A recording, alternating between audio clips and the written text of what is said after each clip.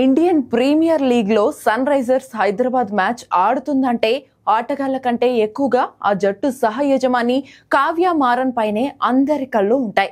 Match జరుగుతున్నంత సేపు ఆమె SRH ఆటగాళ్లను ఉత్సాహపరుస్తూ ఉంటారు.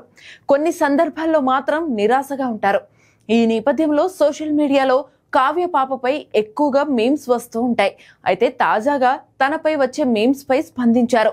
క్రికెట్ మీద తనకున్న మక్కువ వల్లే తాను ట్రోలింగ్ కు గురవుతుంటానని చెప్పారు.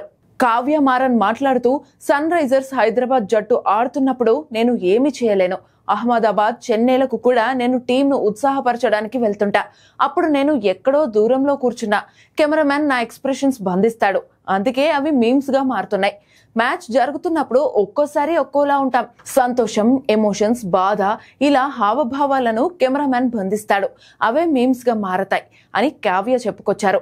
అయితే 2016లో సన్ రైజర్స్ హైదరాబాద్ ఫ్రాంచైజీ చివరిసారిగా ఐపీఎల్ టైటిల్ ను గెలుచుకుంది. డేవిడ్ వార్నర్ అద్భుత కెప్టెన్సీతో జట్టును విజేతగా నిలిపాడు. 2016 నుంచి మరో టైటిల్ గెలవలేదు. 2018, 2024లో ఐపీఎల్ ఫైనల్ కు చేరుకున్నా విజేతగా నిలవలేదు. ఇక 2025 సీజన్ లో ఎస్ఆర్హెచ్ పేలవ ప్రదర్శన చేసింది. సీజన్ ఆరంభంలో అలరించిన ఎస్ఆర్హెచ్ ఆపై వరుస పరాజయాలతో మూల్యం చెల్లించుకుంది.